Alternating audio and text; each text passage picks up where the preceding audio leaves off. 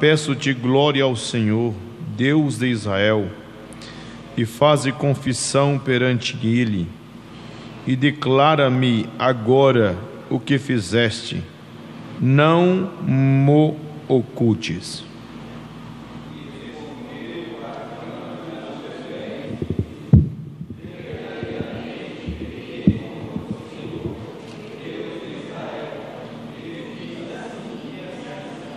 Amém.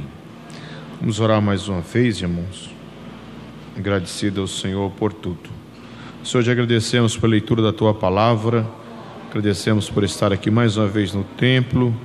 Glórias ao Teu nome, Senhor. Continue conosco, nos ajudando, orientando, Senhor, para que possamos aprender a Tua Palavra, fazer tudo, Senhor, conforme o Teu querer. Ó Senhor, nós te damos graça pela Tua Palavra, queremos, ó Senhor Deus, meditar. Vem, Espírito Santo, o Senhor que é o nosso ensinador, o Senhor que é aquele que nos capacita, fazer-nos entender Tua Palavra. Nós te pedimos, Senhor, e te agradecemos, em nome de Jesus. Amém.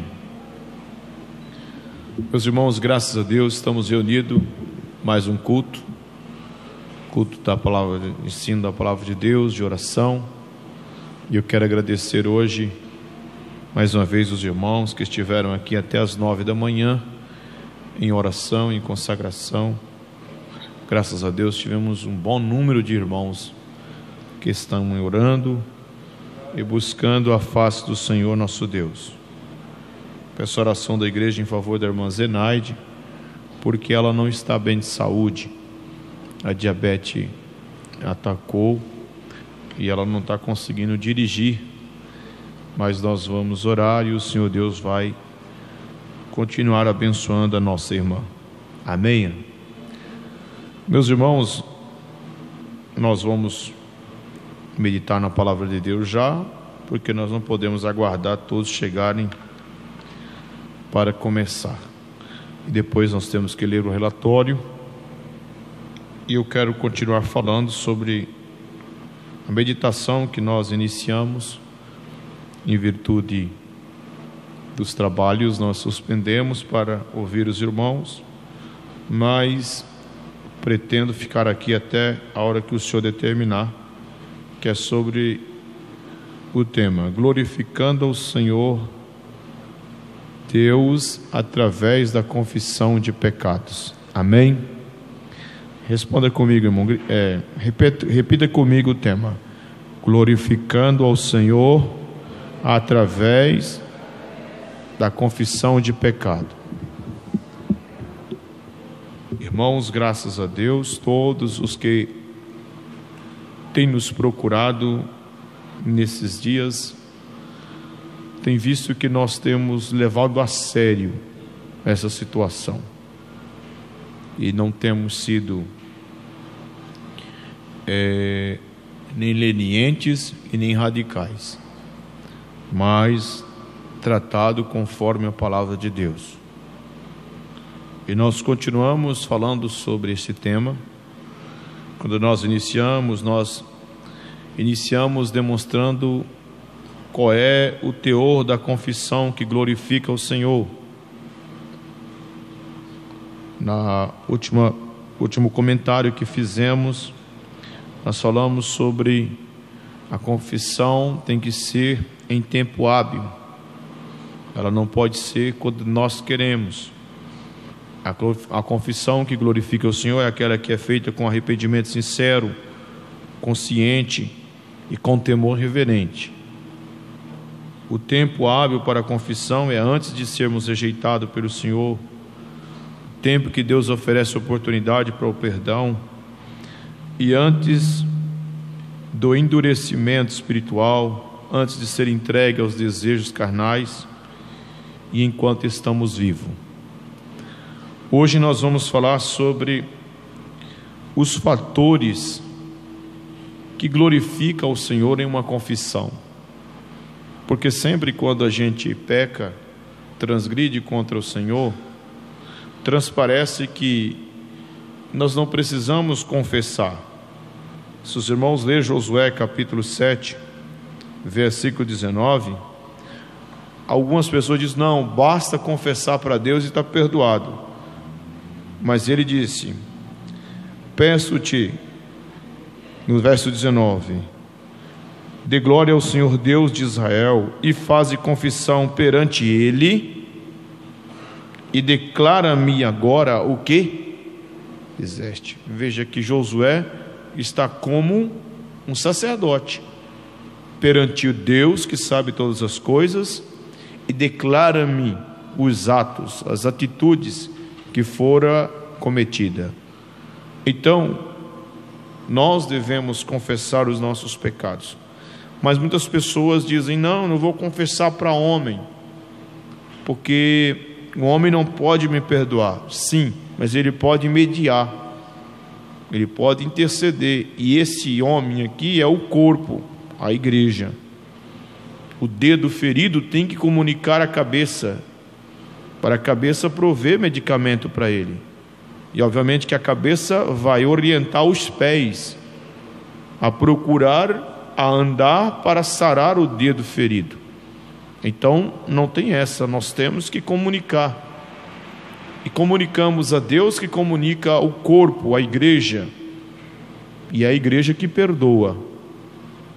Nós não temos como fazer uma parceria entre 2, 3 e perdoar, não, é a igreja que perdoa, é por isso que tem que ser confessado. Caso isso não aconteça, nunca sentiremos o perdão e sempre seremos alvo da acusação do inimigo.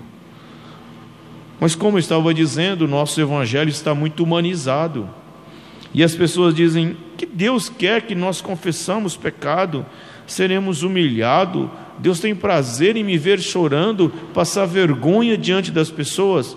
Não, Deus não tem esse prazer, porque às vezes a gente cai, não é por causa da desatenção de Deus, é por causa da nossa negligência, porque ninguém cai em um abismo, amanheceu nas alturas celestiais, e anoiteceu nas alturas celestiais, e amanheceu nas profundezas do inferno, em um estalar de dedo. Não, é de degrau a degrau. Nós recebemos sonhos, nós recebemos profecias, nós recebemos revelações, mas nós vamos, como diz o abismo, como diz o salmista, um abismo chama outro abismo. Então nós acabamos caindo, e precisamos confessar. E o que é glorioso aos olhos do Senhor quando o pecador confessa? O que torna para Deus glorificável, o que pode transmitir em glória para Deus quando um pecador confessa? Primeiro, quando o pecador confessa, a confissão é um reconhecimento da impotência do pecador. Diga, a confissão é um reconhecimento da impotência do pecador. Veja, quando João escreveu a primeira epístola, abra aí a Bíblia em 1 João, capítulo 1, ele vai tratar com aqueles cristãos que estavam envolvidos com o gnosticismo, e uma das teses gnósticas é que não tinha pecado, porque a carne é má, você pode fazer o que quiser com ela. Aí João escreveu no capítulo 1, versículo 8, leia.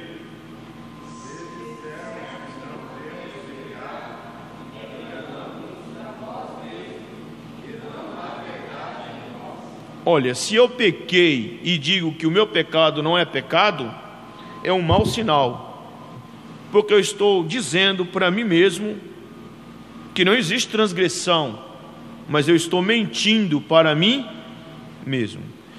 Diante de Deus, que conhece tudo, isto soa como uma arrogância, porque você dizer que não tem pecado, o que não é pecado o que você cometeu, uma coisa.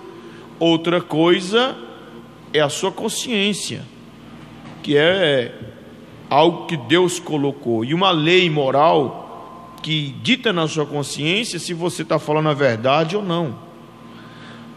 Mas por que, se nós estamos falando que não temos pecado, nós fazemos mentirosos?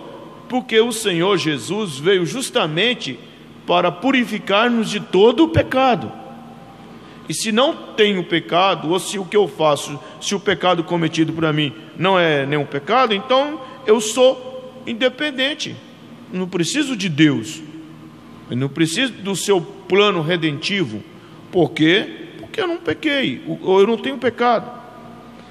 Ao contrário, quando o pecador se arrepende, Deus se alegra. Por quê? Porque ele reconhece que ele é impotente, isto é, ele não tem condições de por si só vencer o pecado. Quando eu peco e eu não me arrependo, é um mau sinal, porque pode ser que o meu coração já está endurecido, que a minha mente já está cauterizada. Mas quando eu peco e logo eu grito: Senhor, tem misericórdia, eu estou confessando a Deus, dizendo: Senhor, eu errei, e imediatamente estou dizendo para o Senhor: eu não dou conta de resolver o meu problema. Salmo 38, versículo 6. Salmo 38, versículo 6.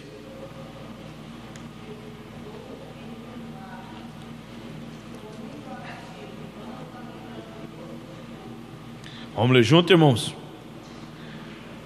Salmo 38, verso 6. 1, 2, 3.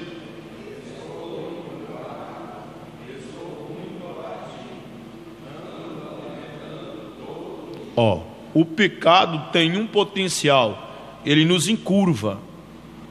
Se você for a um juiz, em um julgamento, o advogado vai orientar ao réu a estar sempre de cabeça baixa.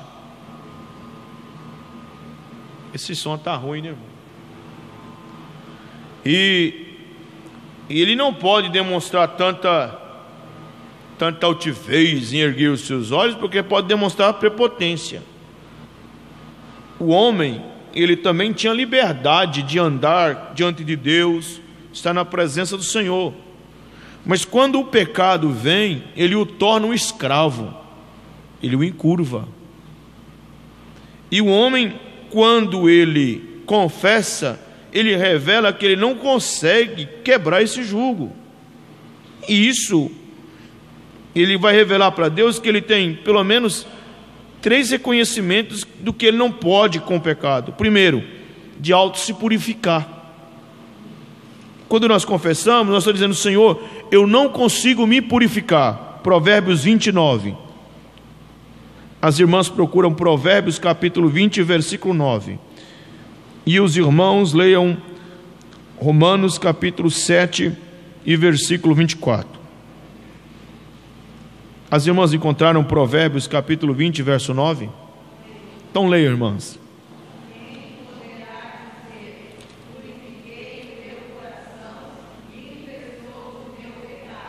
Agora, Romanos 7, 24, irmãos.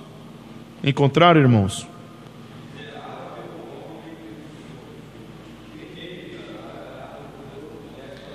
Veja, uma pergunta que foi feita em Provérbios 29, capítulo 20, verso 9, uma palavra de Paulo aos Romanos, revelando, ele fala da sua miserabilidade: miserável homem que sou, quem me livrará do corpo dessa morte? Se os irmãos observarem Eclesiastes 7, 21, vai dizer assim: não há um homem justo que faça justiça e nunca erre. Quando nós confessamos o nosso pecado, nós estamos dizendo para o Senhor: eu reconheço que pequei, e reconheço que eu não consigo me purificar, porque a minha justiça diante do Senhor, o meu crédito, é como trapo de imundícia. Então eu estou apelando para Deus. Eu estou procurando, porque quando eu estou afogado, eu vou pedir auxílio para quem está melhor. E essa confissão faz nós reconhecermos que somos impotentes para nos purificar, que somos impotentes para nos libertar do domínio do pecado. Gênesis 4 e 7. Gênesis capítulo 4, versículo 7. Todos, irmãos, abra a Bíblia. Gênesis capítulo 4, versículo 7.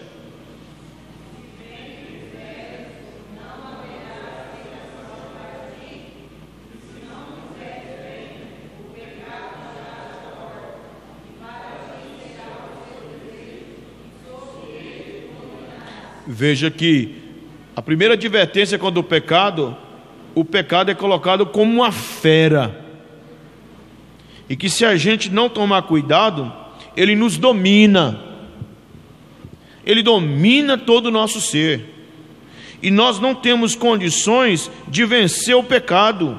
O domínio do pecado é muito forte. Hoje o crente aqui, ele bebe cachaça se quiser, prostitui se quiser, adultera se quiser, porque nós somos libertados do domínio do pecado. Mas o pecador, uma vez caído no pecado, não. Se ele quiser, ele bebe. Se ele não quiser, ele bebe. Se ele quiser, ele se prostitui. Se ele não quiser, ele se prostitui. Ele não tem domínio. O pecado é um senhor tirano, uma fera selvagem, uma besta selvagem que não cessa.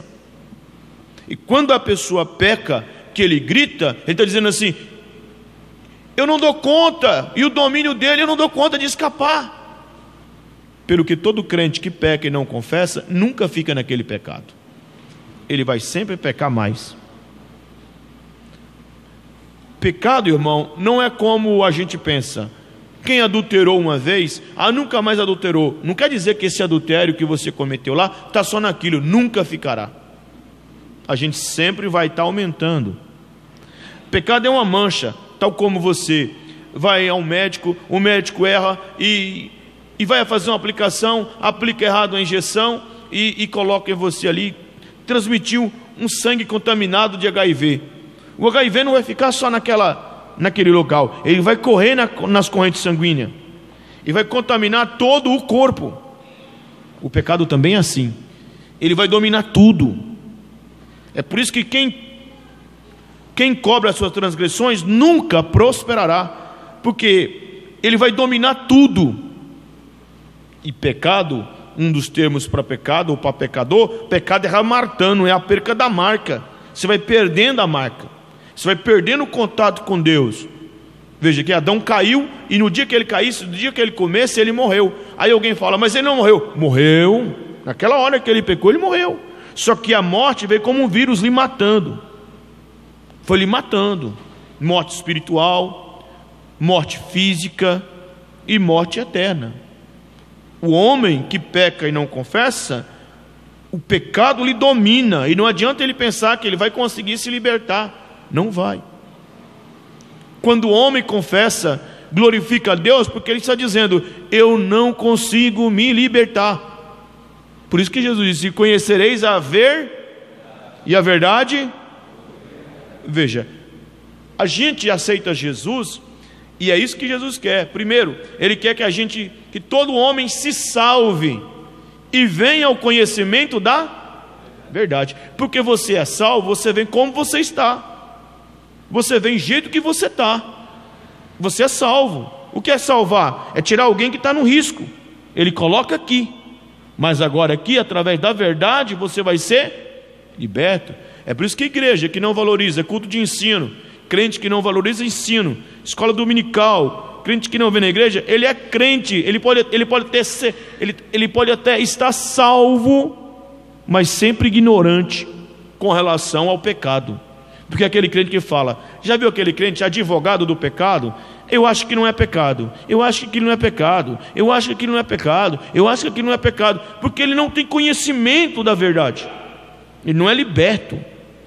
E veja que ele vai ficando sempre dominado, correndo o risco de voltar Ah, Satanás, porque quando a gente aceita Jesus, a gente leva um choque, a gente larga tudo do mundo e de repente começa a pegar de novo, começa a trazer de novo, começa a trazer de novo, começa a trazer de novo, começa a trazer de novo, e às vezes a gente já está secularizado, a gente já está carnal, mas a gente acha que não tem nada a ver, porque a gente já está dominado pelo pecado.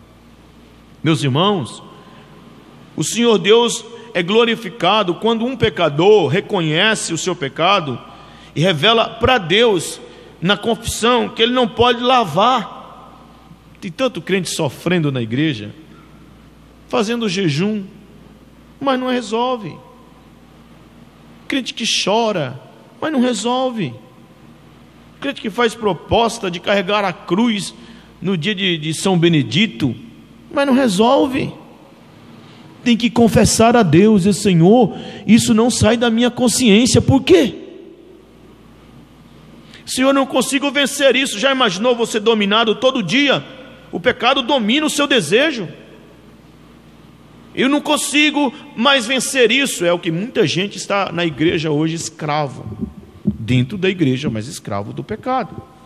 Quando você confessa, você fala: Senhor, o trem me dominou e eu não consigo escapar.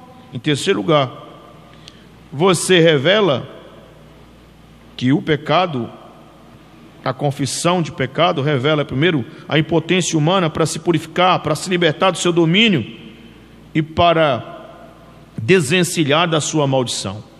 Isaías 59, 12. Isaías 59, 12, abre.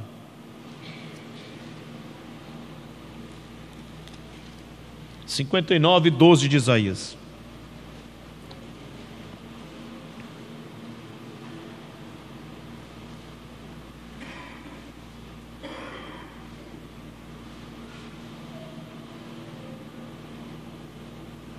Encontramos, irmãos? Lemos?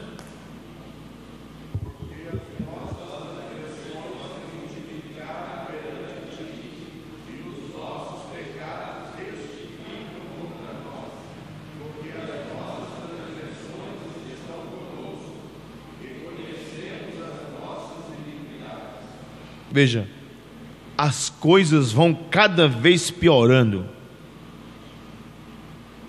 E quando eu vejo um crente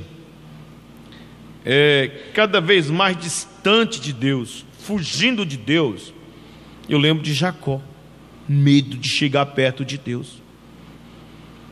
Toda hora que um crente começa a ter medo de chegar perto de Deus, ele está com a síndrome do cântico do galo, aquela lembrança de Pedro: eu traí o mestre. E ele vai sempre retardando. Eu noto todo ano, e isso eu faço muito tempo, eu noto a jornada da igreja no janeiro, no dezembro. Irmão, se Jesus voltar em dezembro, arrebata muita gente, que o povo está cheio, irmão, meu Deus do céu.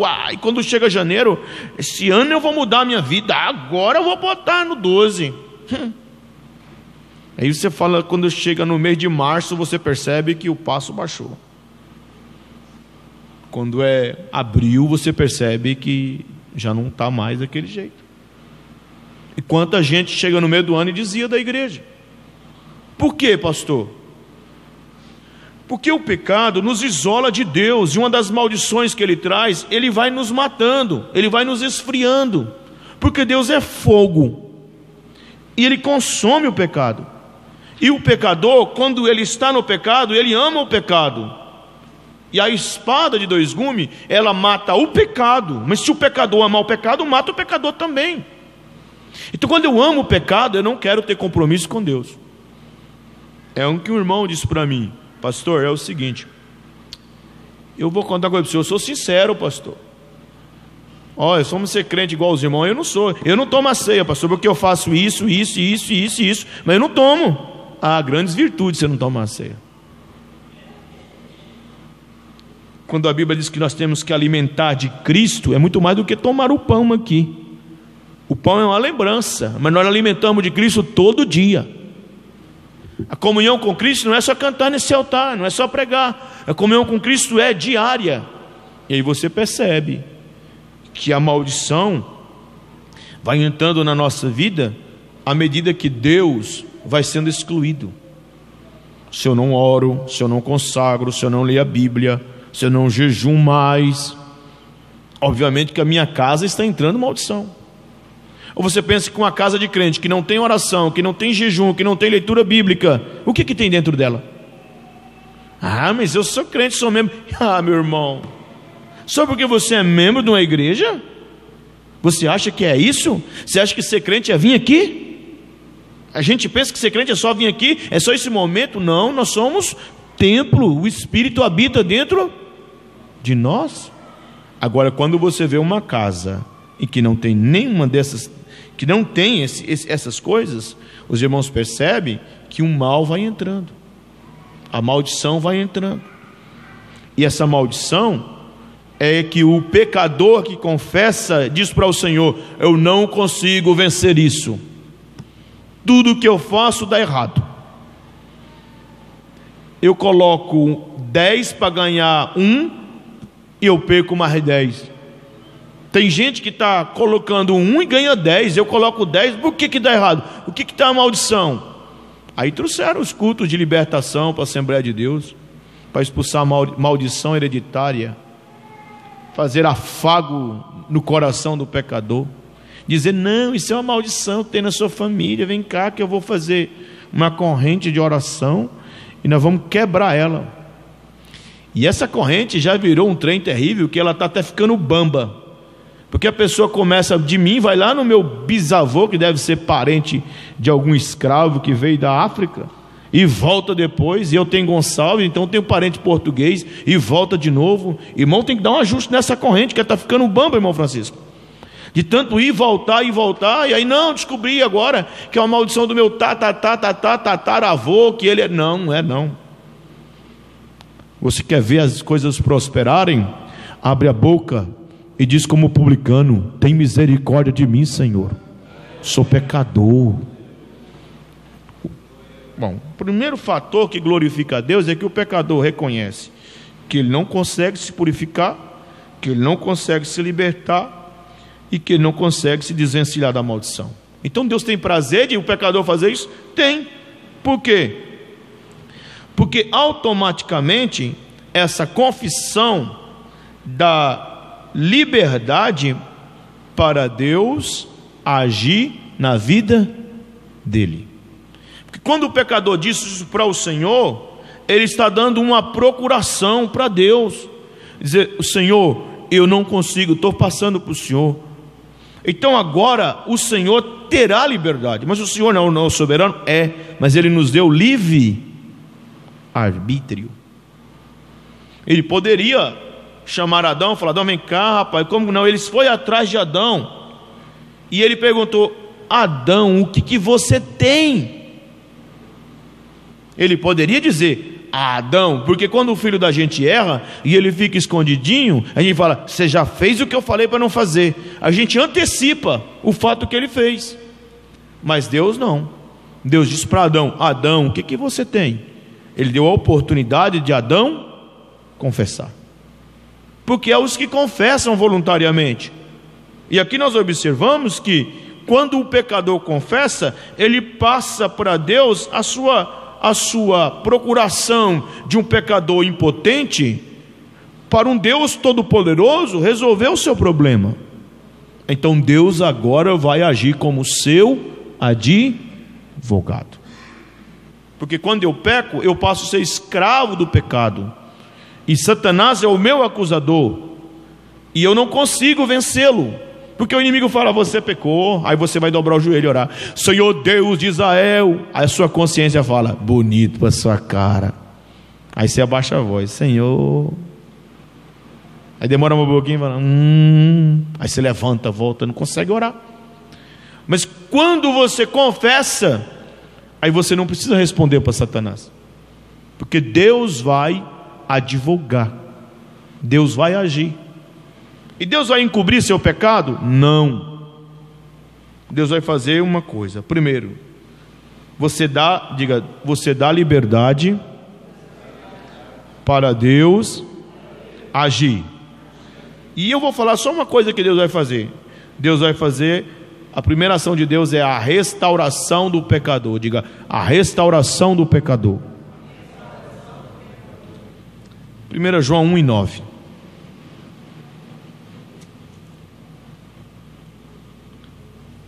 Primeira epístola de João, capítulo 1, versículo 9.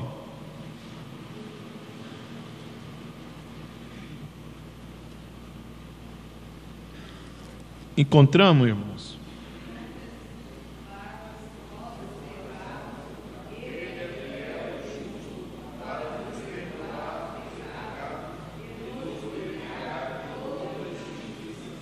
Ele perdoa.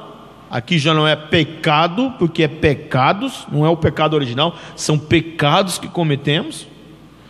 Ele perdoa. O que é perdoar? Ele deixa ir. Você peca, ele joga num rio e deixa ir. Você confessou, ele deixa ir. Mas ele não deixa ir de qualquer jeito. Ele é fiel e justo para nos perdoar os pecados e nos purificar de toda. Então toda a injustiça que nós cometemos, ele não tem só o poder de pegar os nossos atos e tirar. Ele tem o poder de apagar, de purificar, de limpar você da acusação do pecado. Então Deus, o Senhor, quando nós confessamos o nosso pecado, nós revelamos a nossa impotência, mas automaticamente nós damos a nossa causa pecaminosa ao Senhor. Então nós damos liberdade para Deus agir. E a primeira ação dele para conosco é restaurar-nos do pecador, restaurar o pecador. E eu vou falar pelo menos 3 áreas que o pecador vai ser restaurado por Deus quando ele confessa. Primeira área, diga, espiritual. Abra em Isaías 59, 1 e 2 as irmãs, e os irmãos abram Hebreus 6, e 12 e 14. As irmãs, Isaías capítulo 59, versículo 1 e 2. Os irmãos abram em Romanos 6, 12 e 14. Quem encontrou Isaías 59, 1 e 2, leia.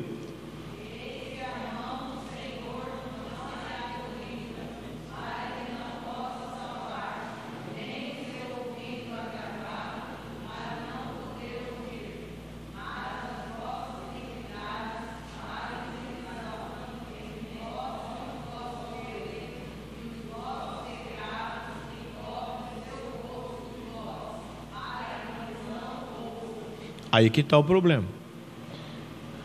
Porque a primeira restauração que Deus tem que fazer é espiritual. O Senhor Deus quer que nós adoramos em espírito e em... A gente não tem que adorar com alma. Ninguém adora Deus com alma. A gente adora Deus em... Por isso que o emocionalismo da igreja não funciona. Eu vejo pessoas dizendo assim, rapaz, o culto de ensino lá está uma benção. O que foi que tem, irmão? A gente nem dá de pregar. Nem prega. Povo de Deus dá lugar. Ah, que bom. Está errado.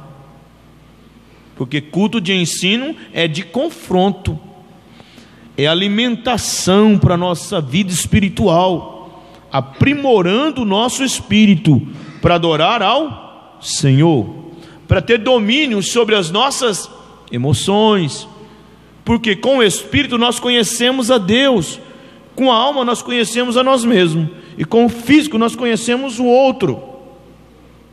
O espírito que nos faz conhecer Deus, a alma faz nós conhecermos a nós mesmos, e o físico nos permite ter relacionamento, conhecer um ao outro.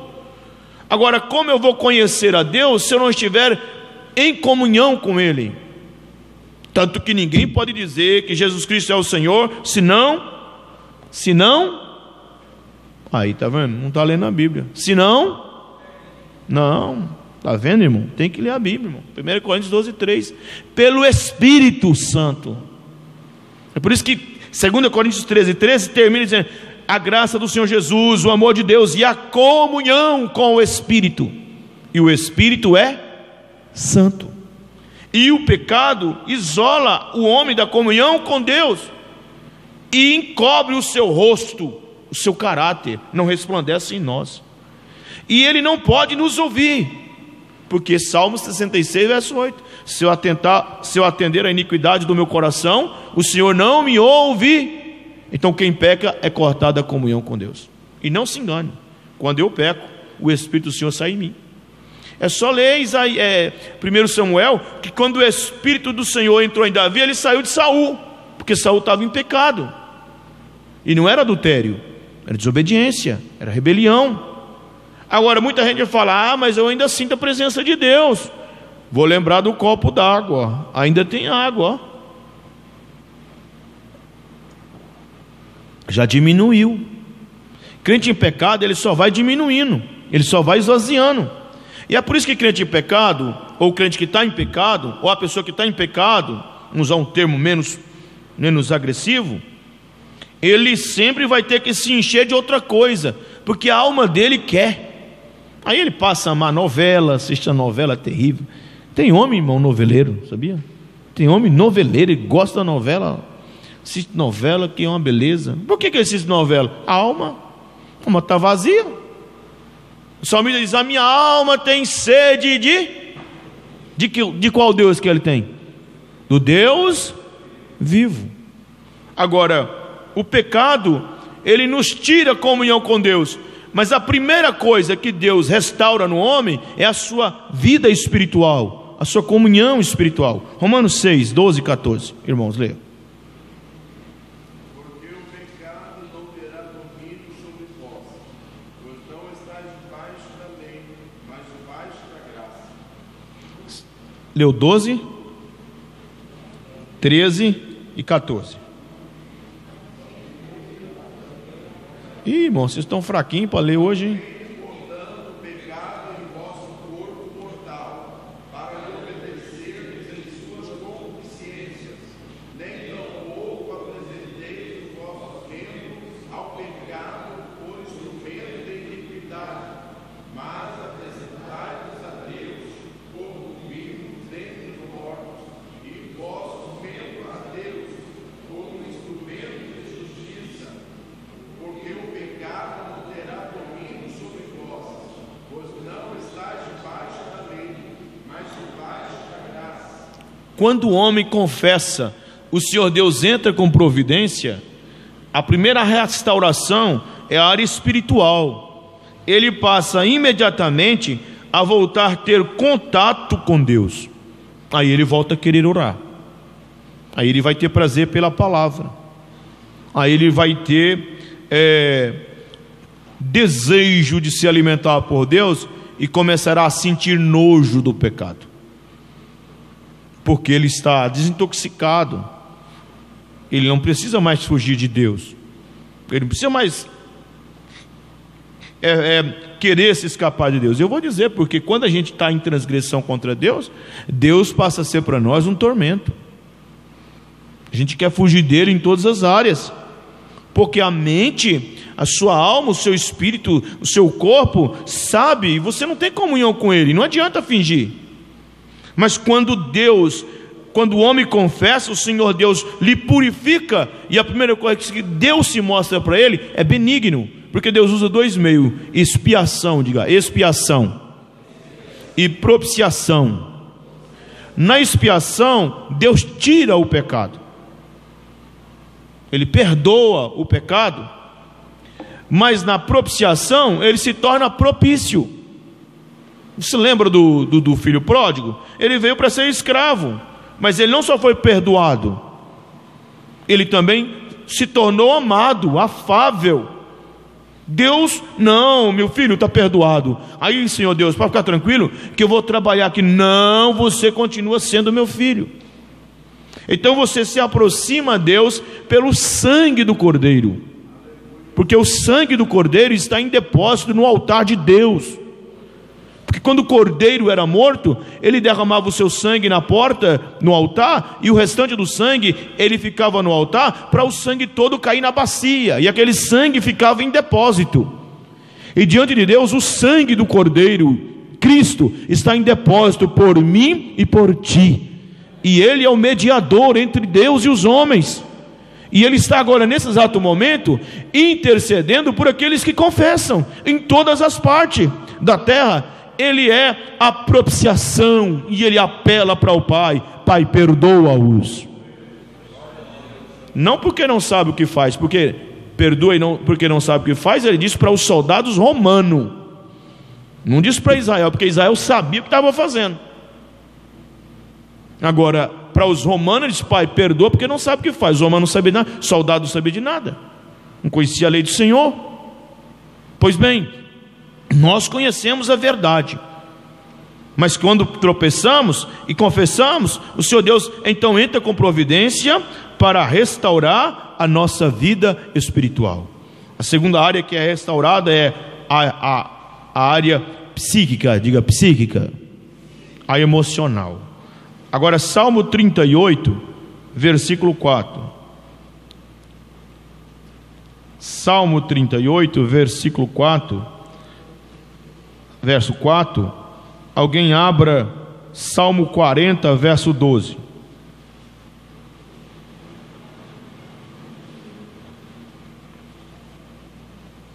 Trinta e 4. Pois já as minhas iniquidades ultrapassam a minha cabeça, como carga pesada são demais para as minhas forças. Agora Salmo 40.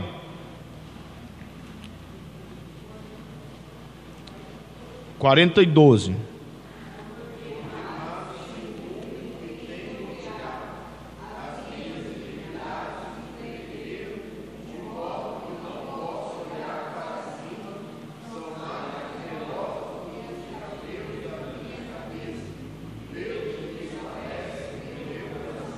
Irmão, quando a pessoa peca, ele vai, a sua vida emocional, a sua questão psíquica vai cegar. Olha, Paulo diz no capítulo 4, verso 4, que o inquiridor deste século cegou o entendimento, aqui ó, dos incrédulos, porque a mente de Cristo para de funcionar, e você vive em trevas. Por quê? Porque você cortou a energia. Agora imagina a gente numa casa escura, a gente não consegue enxergar nada, e isso dá uma perturbação terrível, tanto que Acã vai ser chamado o perturbador de Israel. Mas para mim ser um perturbador, eu tenho que ser perturbado, e isso vai causar na vida dele, do pecador, um mal terrível, porque ele vai estar à flor da pele, como o salmista no Salmo 38, eu não consigo. Agora imagina a gente raciocinando, Jesus está voltando, meu Deus, eu tenho que confessar. Mas se eu confessar eu perco a minha família, mas se eu confessar eu perco o meu ministério, mas se eu confessar eu nunca mais vou poder pregar. Mas o inimigo coloca muitas coisas, porque o inimigo induz o homem a pecar, depois acusa o homem, e depois insiste com o homem e fica em pecado. O inimigo trabalha com duas coisas, segundo o Max Lucado: com o orgulho e com a vergonha. Com orgulho ele diz assim: olha, você confessar, pai, tanta gente que faz aí, ó, ninguém trata, por que vai tratar o seu? Aí ele fala: é verdade, tem muita gente que peca e ninguém trata. E a vergonha, quando ele fala, vou confessar, aí o inimigo fala: rapaz, tanta gente que vai olhar para você, fulano, espera, eu estou com vergonha. E muita gente, ele vive nesse mal triste. Davi disse, Davi foi claro: Senhor, não retire de mim a tua presença, não tire de mim o teu Espírito Santo, torna a dar-me o quê? Alegria da tua, porque ele ficou triste. E a tristeza enfraquece o homem, a tristeza tira a paz do homem. Às vezes tem crente nervoso, irado, bruto. Ô meu, o que foi? Não é nada não. Mas não é, que ele está mal. Faz tempo que a sua consciência lhe atesta que ele não está bem, e ele vive perturbado, angustiado.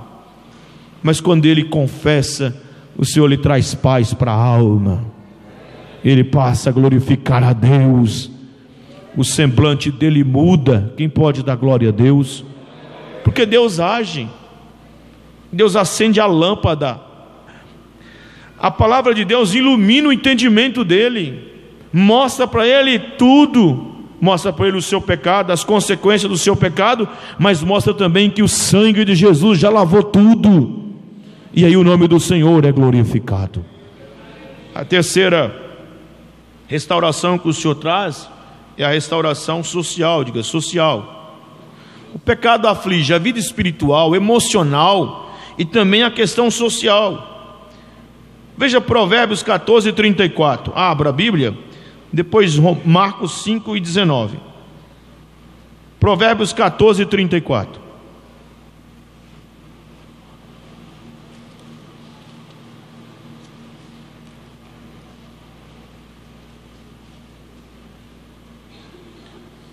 Encontramos? Diga amém. A justiça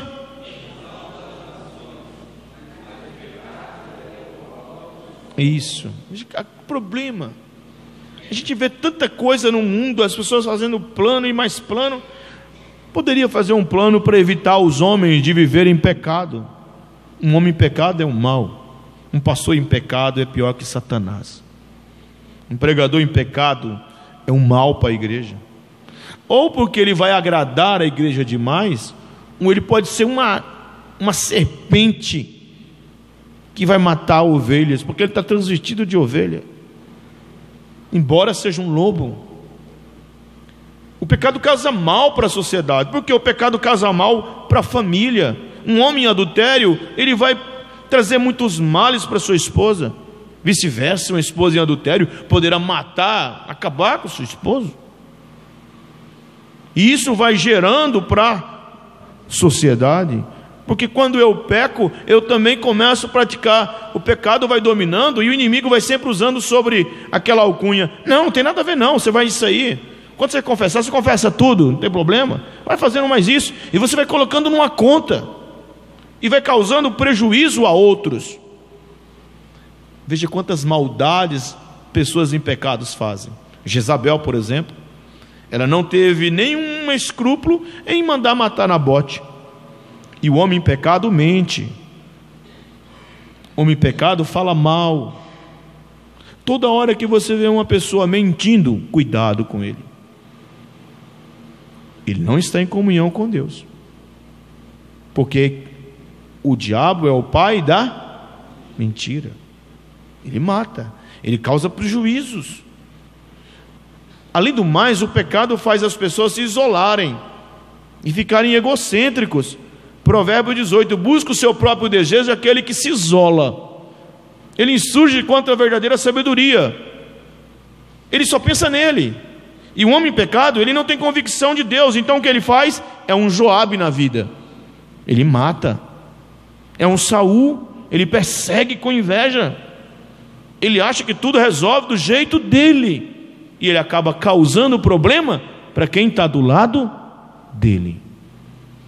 Mas quando o homem é restaurado do pecado, Salmo 133, ó quão bom e quão suave é que os irmãos vivam em união.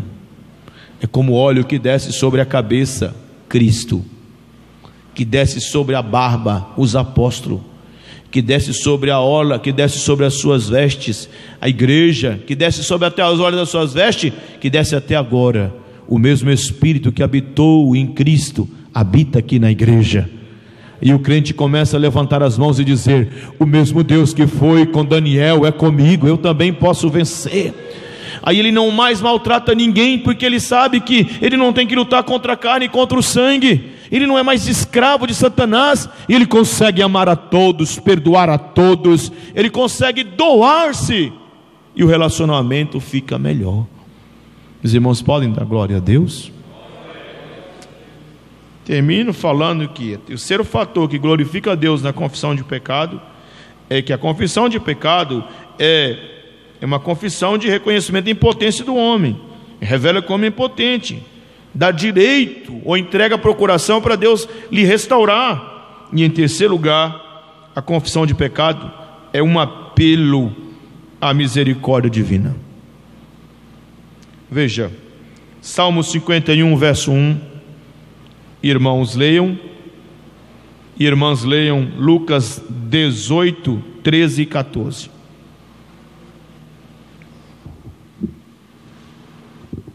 Salmo 51 e 1. Irmãs, só as irmãs, pode deixar as irmãs ler assim. 51, não, é os irmãos, né? É os irmãos. Primeiro Adão, depois Eva, né? Salmo 51, verso 1, irmão.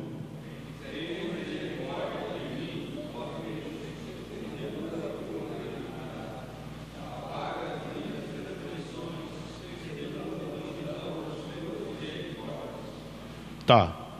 É Davi. Esse salmo foi escrito lá em 2 Samuel 12. Agora veja Lucas 18, 13 e 14, irmãs.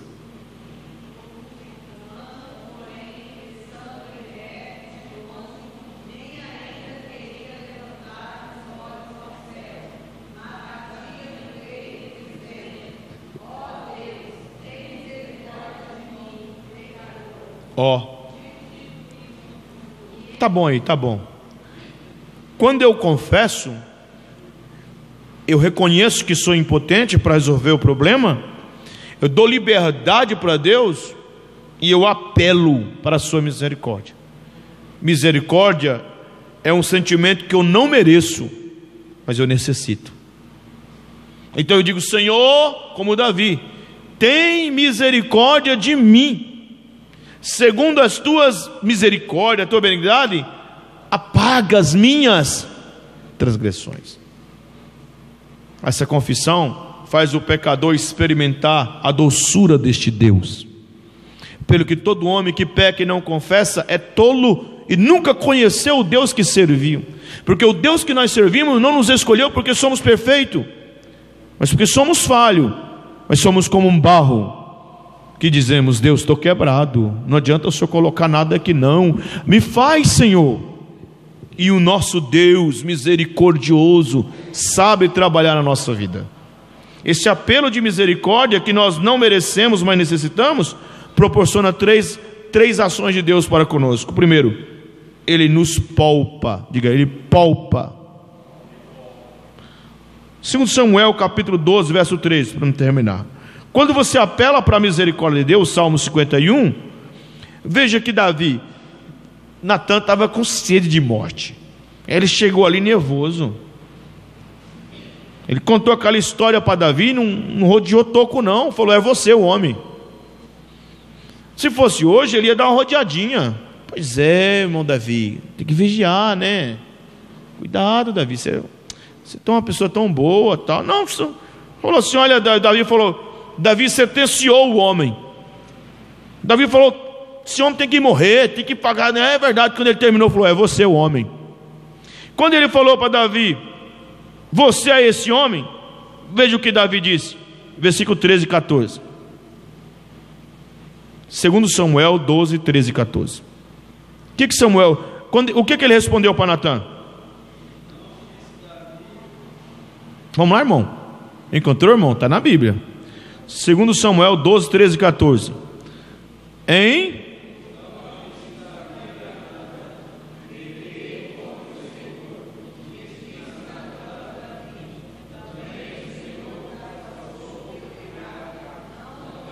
Para aí, irmão.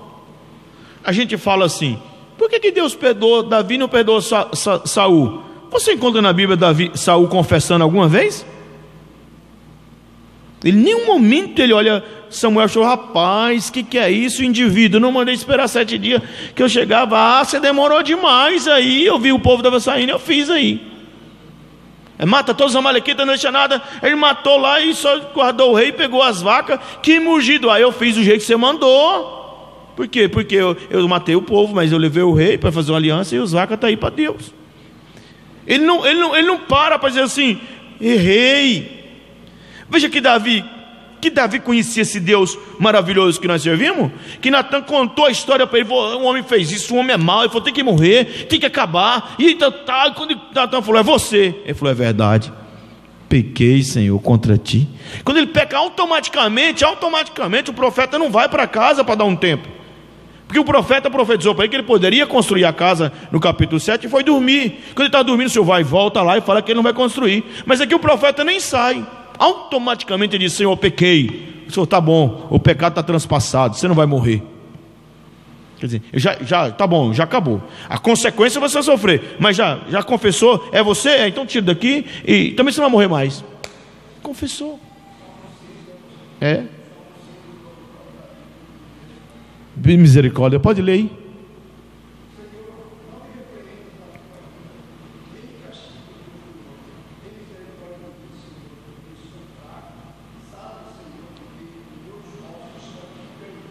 Então, ele já imediatamente ele passou para Deus: Senhor, é verdade, o Senhor Deus é misericordioso e Ele poupa. É por isso que você vê crente que pecou e você fala: meu Deus, como Deus usa ele? Por que Deus faz isso com ele e não faz comigo? É porque talvez você ainda nunca confessou. Mas se você confessar os seus pecados, o Senhor Deus te poupa instantaneamente. Quem confessar o pecado hoje já dorme em paz. Deus já lavou. O inimigo não tem poder mais de acusar. Você já anda guardado. A misericórdia de Deus causa proteção. Aí o inimigo vai ter com Deus. Aí alguém vai falar assim, o inimigo vai falar para Deus: ah, Deus é assim, assim. Aí ele vai falar com Deus. Ele vai falar com Deus igual falou com Jó. Aí é ele Deus. Mas você está protegido por essa misericórdia. Quem pode dar glória a Deus? Quando a pessoa confessa, a maldição sai. Deus lhe poupa. E automaticamente a misericórdia de Deus, ela proporciona um tratamento diferente. Salmo 103, versículo 8. Veja, quando o homem confessa, o Senhor Deus deixa de ser o seu juiz, o Senhor Deus deixa de ser o seu inimigo e passa a ser o quê? O seu amigo. Veja o tratamento que Deus dá a um pecador que confessa. Salmo 103, versículo 8.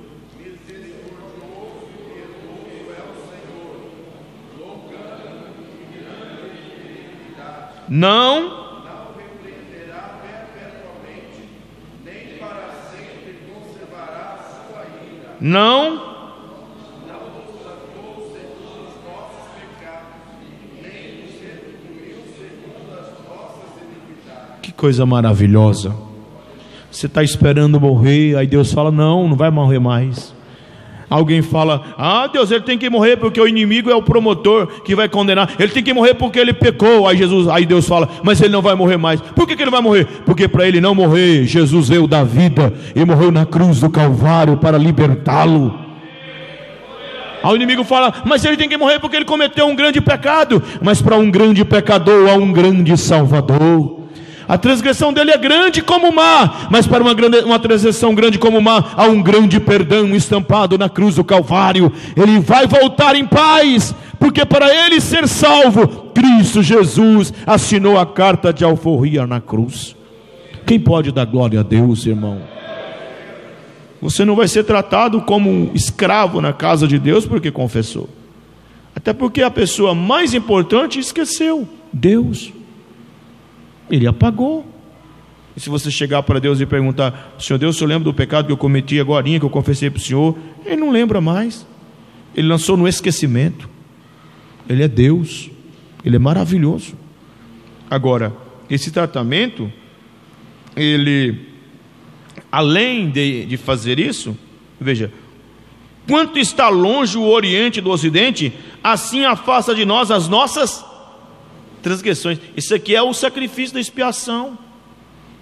É o bode expiatório indo para o deserto. Você aqui é o pecador. Você confessou no tabernáculo, na cruz. Aí você confessa e automaticamente o seu pecado é tirado. E ele vai longe. Vai lançando ele, vai para o deserto. O bode emissário leva o pecado para o deserto. O bode expiatório justifica no altar. O sangue de Jesus afasta o pecado. O sangue de Jesus nos purifica de todo. Neste sangue tem poder. Este sangue estava sobre o umbral das portas dos hebreus. Era um palhosquinha lá em Gósen, lá na região dos escravos. E o demônio passou na casa de Faraó e matou o filho de Faraó. Passou na casa do capitão, matou o capitão. Passou na casa do sacerdote, matou. E chegou na casinha da palhosca. Tinha um escravo judeu lá comendo a Páscoa, e ele viu o sangue. E o demônio falou: vamos embora. E os outros demônios disseram: não, vamos entrar aí na palhosca. Não pode. Vamos entrar aí na palhosca. Não vou. Porque está no umbral da porta. O sangue do cordeiro protege. As casas de Jericó todas caíram, caíram, mas a casa de Raabe ficou intacta. E os demônios disseram: por que não derrubou a casa da prostituta? Ela não é prostituta? É prostituta. Ela não cometeu pecado? Cometeu pecado. E por que ela não caiu? Tem a marca da escarlata na janela, e na janela só abre o dono, e foi ela que marcou. Então o inimigo respeita e não pode mais te acusar, porque tem marca do sangue do Cordeiro. Você pode dar glória a Deus por isso? Agora cuidado, que o sangue está nas ombreiras da porta, não está no tapete. Não pise, porque quem pisar o sangue do Filho do Homem, Hebreus 10, aí é perigoso. Aí fala de pecados voluntários, você peca porque quer, aí é perigoso. Mas se você confessa, você tem a sua fraqueza, fica tranquilo que o sangue de Jesus está te lavando agora. Bem-aventurado aquele que lava as suas vestiduras no sangue do... Você pode levantar as suas mãos, porque o sangue do Cordeiro, ele está nos lavando agora de tudo aquilo que possa nos acusar. Diga glória a Deus. A misericórdia de Deus, ela proporciona proteção, ela proporciona um tratamento diferenciado que nós esperávamos. Ela traz para nós um terceiro grande privilégio: ela nos recicla para o uso divino. Isaías 6, olha o profeta Isaías, olha ele confessando a Deus. O profeta Isaías confessando. A gente pensa assim: mas o profeta Isaías confessou, veja bem, veja, versículo 5.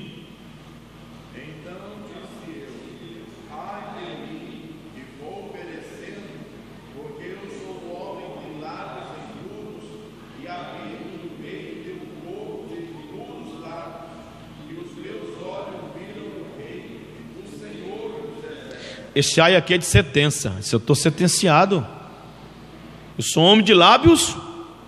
Até agora ele não falava ai para ele, ele falava ai para os outros. Mas agora, quando ele viu o Senhor, ele viu a sua pecaminosidade. Ele diz: ai de mim, também estou na mesma sentença. Por quê? Porque sou homem de lábios impuros, e habito no meio de um povo de lábios impuros, e os meus olhos viram o Senhor. Aí o Senhor falou: como é que é, Isaías? Lábios impuros? É. Se é impuro, Isaías, sou. Então vamos resolver esse problema. Versículo 7.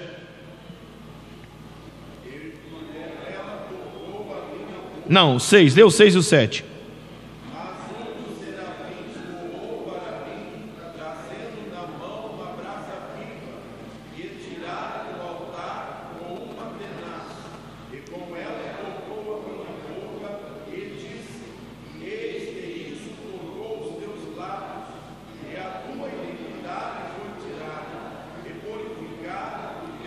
Não, você não vai dar nenhum glória a Deus por isso. Agora veja, olha o versículo 9 que Deus está falando para ele. Então disse ele: Pai, dize a este povo,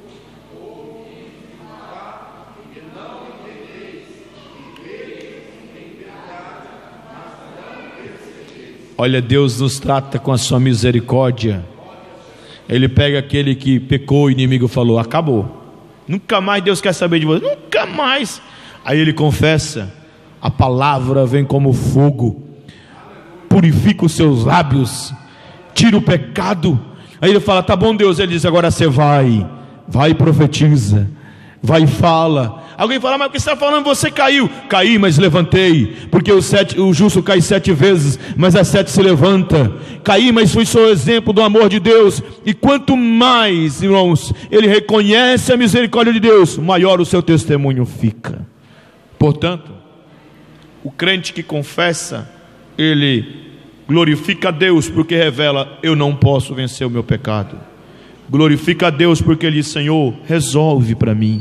Glorifica a Deus porque a misericórdia de Deus lhe poupa, a misericórdia de Deus lhe proporciona um tratamento diferenciado, a misericórdia de Deus, meus amados, lhe recicla para continuar sendo usado para a glória do nome do Senhor.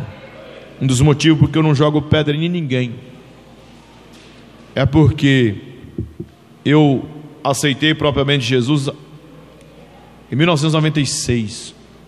De lá para cá, eu nunca fui disciplinado, nunca fui chamado a atenção na igreja, não. Mas alguém fala, então por que o senhor não pode cobrar dos outros? É porque até os 18 eu não consegui ser crente.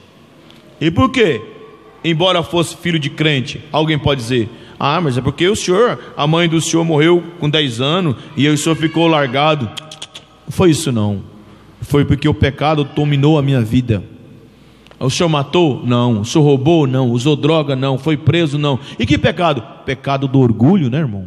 Eu era pecador e eu não venci o pecado e voltei para Jesus com 18 anos. E a partir de 17 para 18 anos que eu voltei para Jesus e estou até aqui. Então quando eu vejo alguém falando para mim que isso não tem que ser, esse irmão tem que mandar embora, eu não posso falar, porque eu fiquei um tempo fora, porque fui escravo, e eu estou aqui pela misericórdia de Deus, porque pelo menos ele está capengando aqui.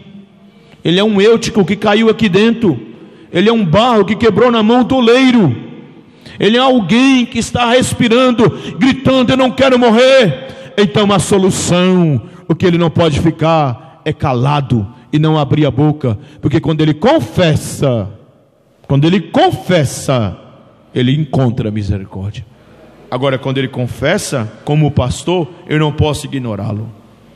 Pastor, eu pequei. Não, está tudo bem, irmão, vai embora para casa. Não, eu tenho que ter respeito e tratar conforme a Bíblia determina.